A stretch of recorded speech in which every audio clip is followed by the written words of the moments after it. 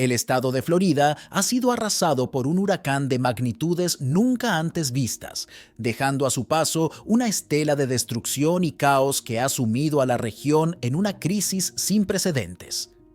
Lo que comenzó como un día normal en el soleado estado, conocido por sus icónicas playas y comunidades vibrantes, rápidamente se transformó en un escenario apocalíptico, cuando el huracán, con vientos que superaban los 200 kilómetros por hora, tocó tierra y desató su furia implacable. Los cielos, que alguna vez fueron de un azul sereno, se tornaron de un gris ominoso mientras el huracán avanzaba, arrancando árboles centenarios de raíz y destruyendo todo a su paso. Las infraestructuras críticas fueron severamente dañadas. Carreteras y puentes colapsaron, dejando a miles de personas aisladas y sin acceso a servicios de emergencia. Edificios emblemáticos, incluyendo rascacielos que alguna vez representaron la fortaleza y progreso del estado, fueron reducidos a escombros en cuestión de minutos. Barrios enteros, desde las lujosas zonas costeras hasta las humildes comunidades rurales, quedaron completamente destruidos, con miles de hogares transformados en ruinas. El impacto económico es devastador. Se estima que las pérdidas superarán los miles de millones de dólares, con un golpe severo a las industrias clave del turismo y la agricultura de Florida. Las aseguradoras están abrumadas por el volumen de reclamaciones, mientras que los gobiernos estatal y federal han declarado el estado de emergencia, movilizando recursos para intentar hacer frente a la catástrofe. Pero quizás lo más desgarrador son las consecuencias humanas. Decenas de miles de personas han sido desplazadas, buscando refugio en centros de evacuación abarrotados o incluso durmiendo en vehículos, incapaces de regresar a lo que solía ser su hogar.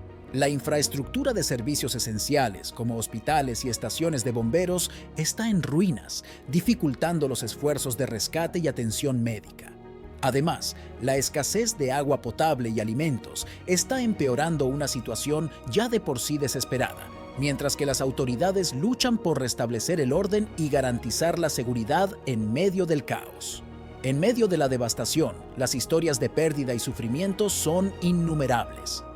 Familias enteras han quedado atrapadas en el torbellino, perdiendo no solo sus pertenencias, sino también seres queridos en la tormenta.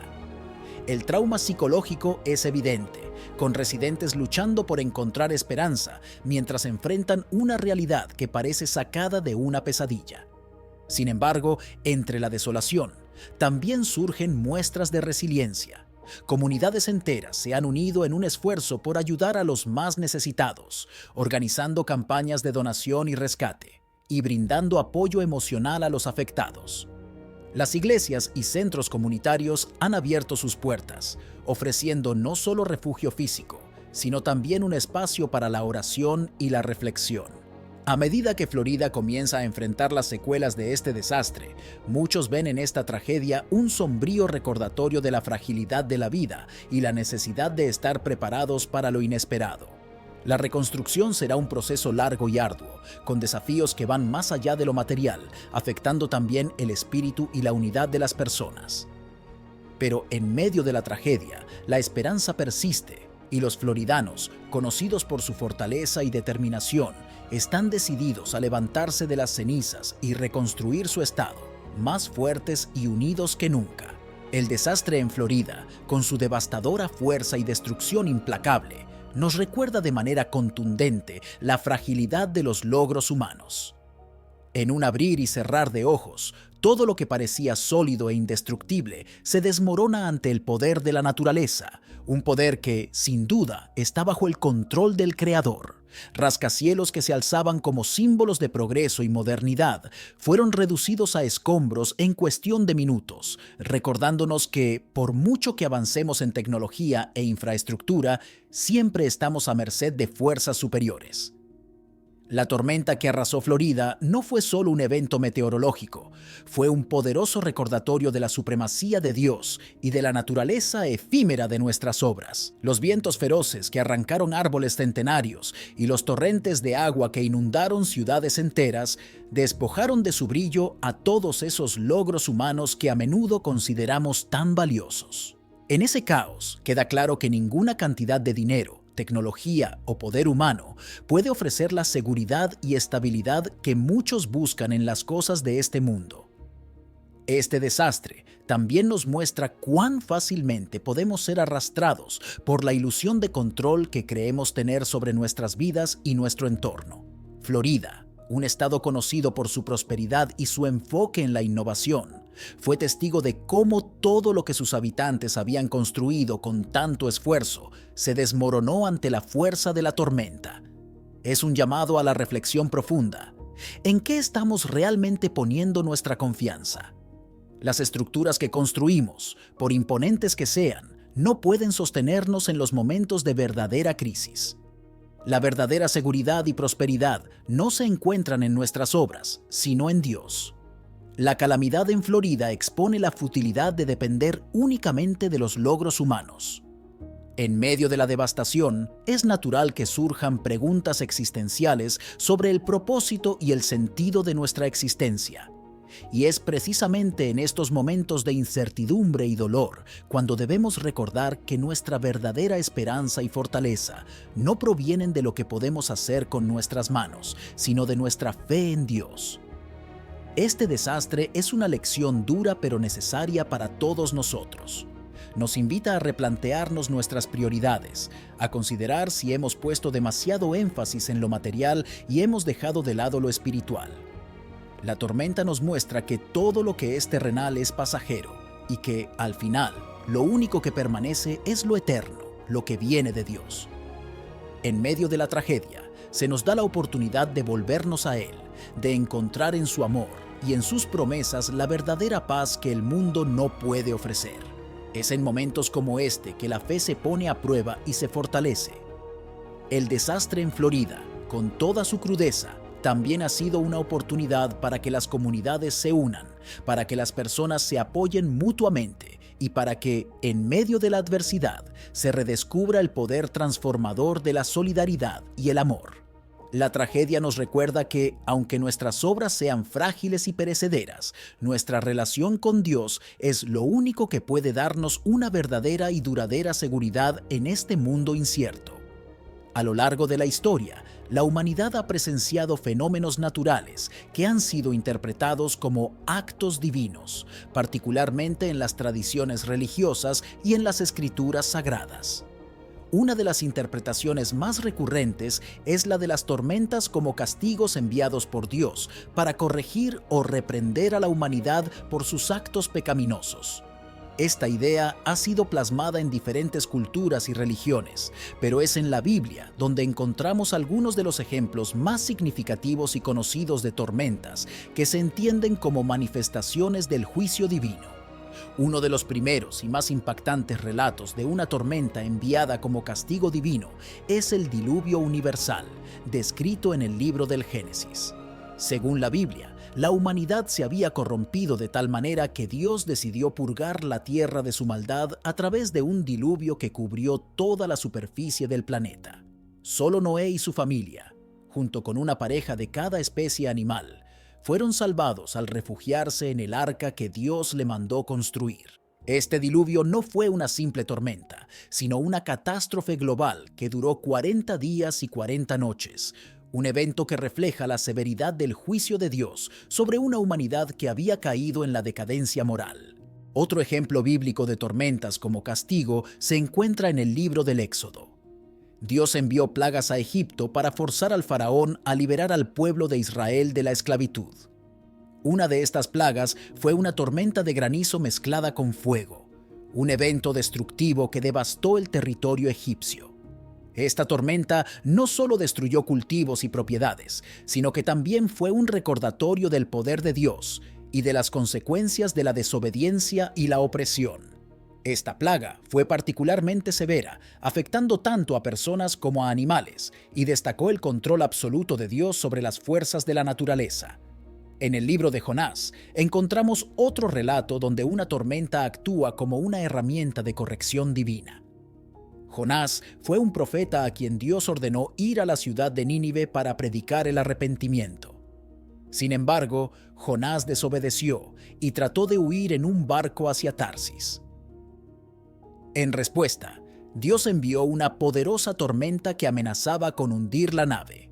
Los marineros, aterrorizados, finalmente descubrieron que Jonás era la causa de su desgracia, y tras echarlo al mar, la tormenta cesó inmediatamente. Esta historia ilustra cómo las tormentas pueden ser vistas como un medio para redirigir a los individuos hacia el camino correcto, forzando a Jonás a cumplir con la misión que Dios le había encomendado. Además de estos relatos, el libro de Job ofrece una perspectiva diferente sobre las tormentas y su relación con el sufrimiento humano. Job, un hombre justo que sufrió enormes pérdidas y aflicciones, incluyendo la muerte de sus hijos en un evento que podría interpretarse como una tormenta, cuestiona el porqué de su sufrimiento.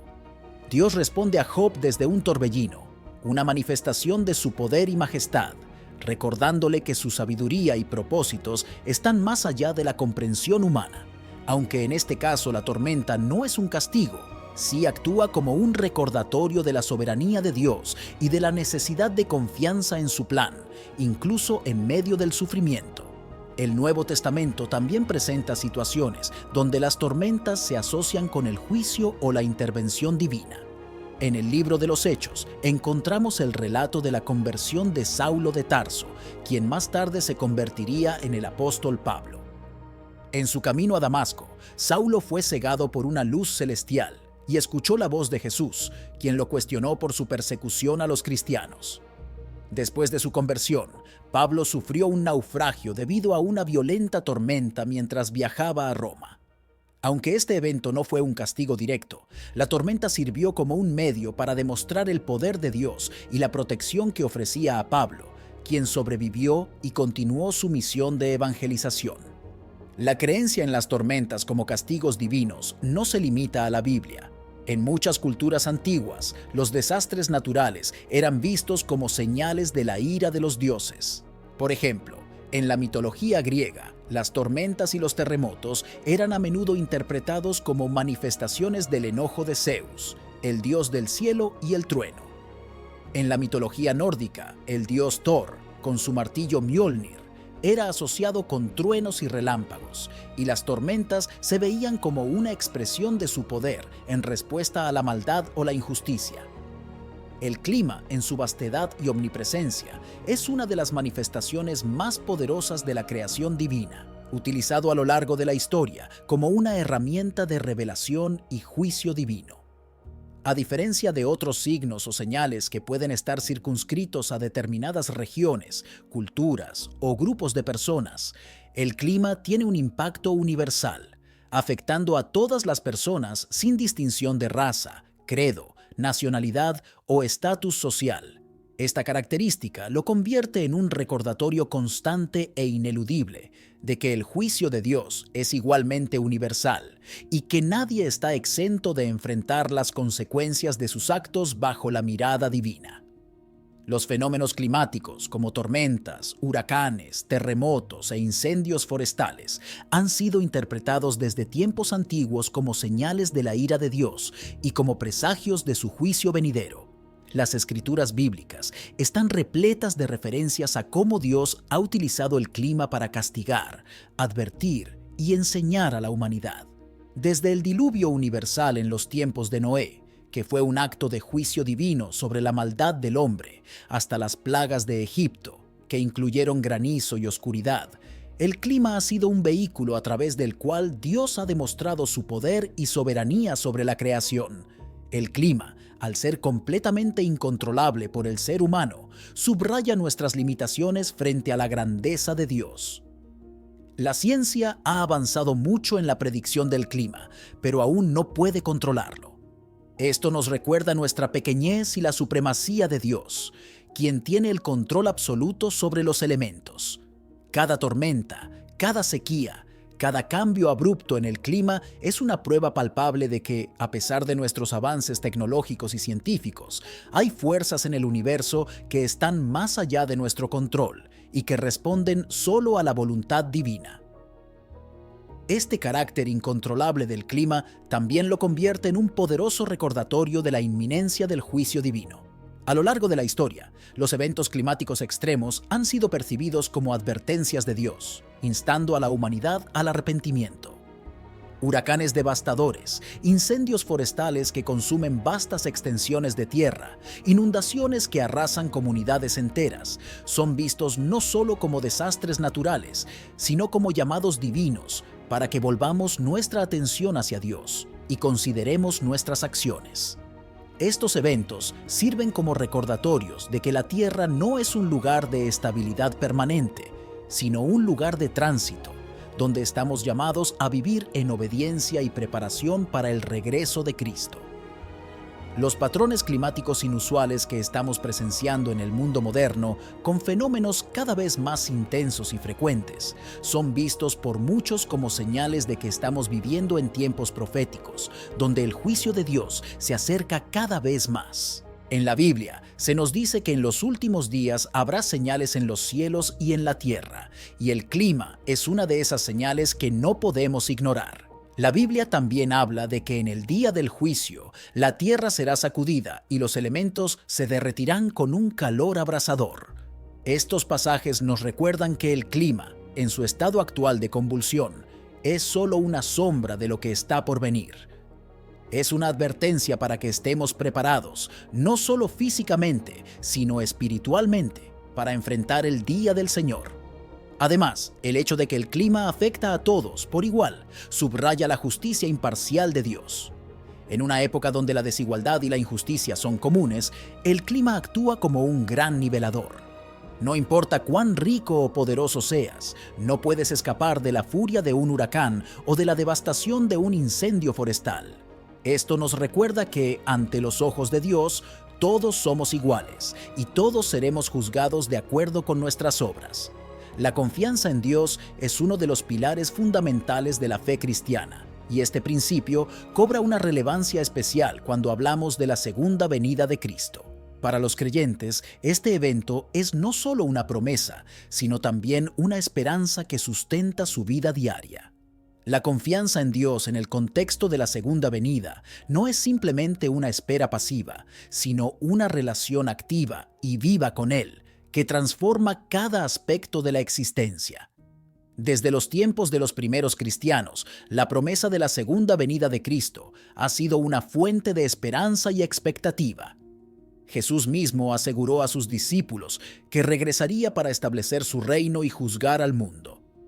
Esta promesa, que se encuentra en múltiples pasajes bíblicos, como en Mateo 24, versículo 30, ha sido un ancla para los creyentes a lo largo de los siglos. La confianza en Dios, en este contexto, significa aferrarse a esa promesa con fe, incluso cuando las circunstancias parecen contradecirla. Es creer que, a pesar de la aparente demora, Dios es fiel a su palabra y cumplirá lo que ha prometido. Confiar en Dios en la espera de la segunda venida implica una paciencia activa. En Santiago 5, versículos 7 al 8, se nos insta a ser pacientes, como el agricultor que espera el precioso fruto de la tierra, hasta que reciba la lluvia temprana y tardía. Esta paciencia no es una resignación pasiva, sino una expectativa activa, una preparación constante. Es vivir cada día como si Cristo pudiera regresar en cualquier momento, pero también estar preparado para un largo periodo de espera. Esta dualidad requiere una confianza profunda en que los tiempos y las estaciones están en las manos de Dios y que Él sabe lo que es mejor para nosotros y para el mundo.